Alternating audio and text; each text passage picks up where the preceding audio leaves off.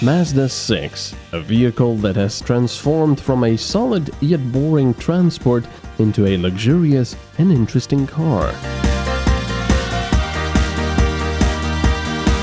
It's time to test the estate. I know we're a tiny country, but the Slovenian car of the year is the Volkswagen Polo. An excellent car, I drove it, I did a test, but is it deserving of that title? Yes, SUVs are very popular today, so perhaps the car of the year should have been an SUV. But anyway, let's compare the Mazda 6 to the Volkswagen Polo. And you'll probably say that's impossible. This is a completely different type of car and price. But is it really? This is the Revolution equipment level. But even in the very most basic model, you get radar cruise control, LEDs at the front and at the back. Yes, the 19-inch wheels are part of the Revolution program. The heated windscreen wipers are part of the second most basic equipment package. Also, you get double glazing on all windows with the most basic package. And perhaps one of the most important things, the looks and the ride is part of the most basic package. The previous iterations of the 6 had a more modern and interesting look, but this latest facelift made it into a real treat.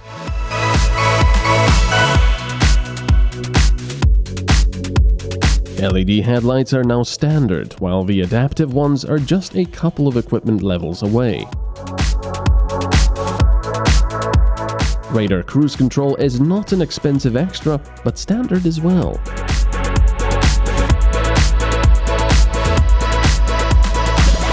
Despite the 19-inch alloys, the test model sported some thicker tires, so it drove nicer over bad roads.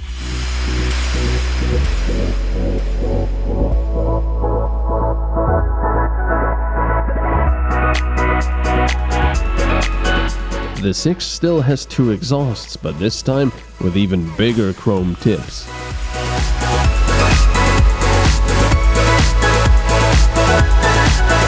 The designers have played around with the air vents inside, which now cut into the doors. The seats are wrapped in comfortable textiles which feel like velour. And as it's the law, even Mazda couldn't escape putting some piano black plastics here and there.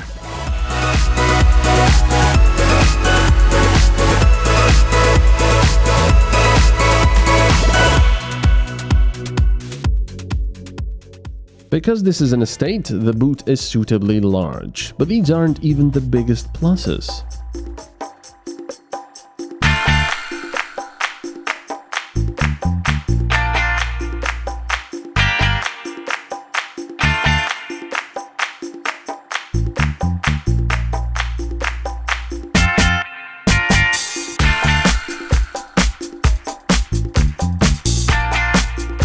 I've said before how one of the most important things about this car is how it drives. And that's only partially true, because the other part that's also important is how it feels for the passengers. And it's all just excellent. The passengers, which I drove around, and I also rode in this car as a passenger, is just fantastic. It's very refined, very quiet, very comfortable, very nice to be in. And as for the driver, it's also equally nice, or even better, because you've got this nice leather-wrapped steering wheel. I've got this big navigation, which is standard. I've got the head-up display, which is standard. The manual transmission in this car is, well, it's a Mazda transmission. It's very nice, notchy, mechanically feeling. And the engine, even though it's not the most powerful one, is quite... I like its sound, even though it's a diesel, and yeah, it's quite responsive.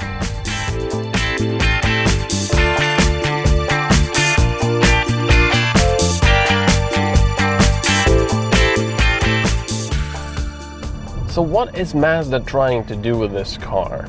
I was thinking, it's no longer a case of, oh, we're going to sell you a basic chassis with 4 wheels, a steering wheel, and 4 seats. And then you'll have to pay us, again, just as much money for all the optional extras to get something you would actually want to own. No, with the Mazda 6, they have now decided to give you, even in the most basic model, something that you would love to drive, that you would love to take your kids to school with, or you would love to drive your family on a vacation with, or go on a long business trip, because it's so nice and quiet and refined, and it's just lovely. So all this stuff, apart from the digital instrument cluster over here, the big navigation, the head-up display, the radar-controlled cruise control, all of that is basic in the most basic model. It's fantastic. You know what comes to mind? Value for money. Lots of it.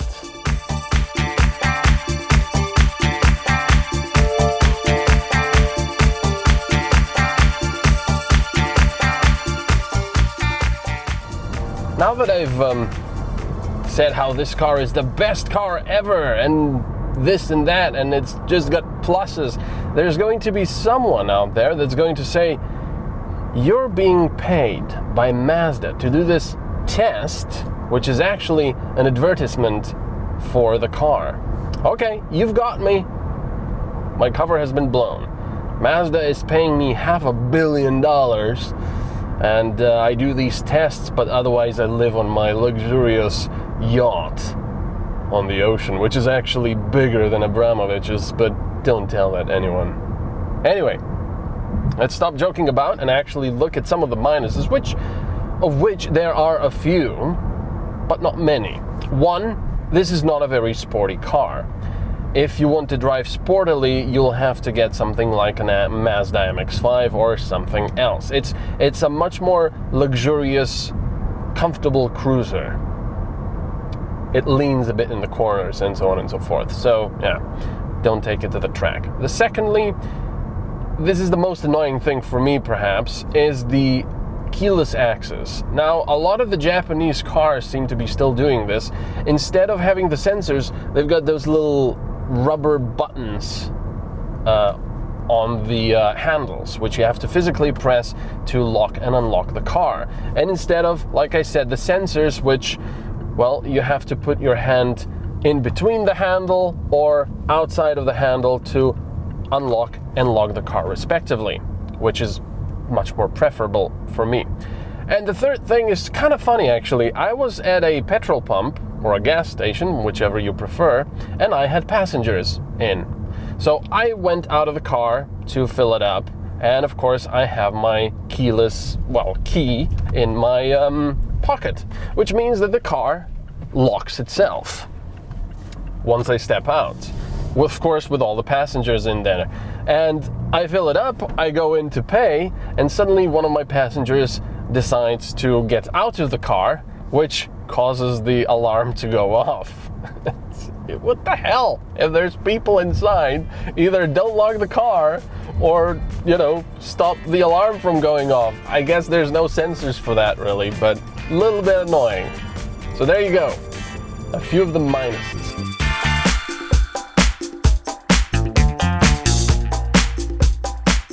The base estate model costs just under 26,000 euros, while the top-of-the-line one with the most powerful diesel engine, automatic gearbox and all-wheel drive costs just over 40,000 euros.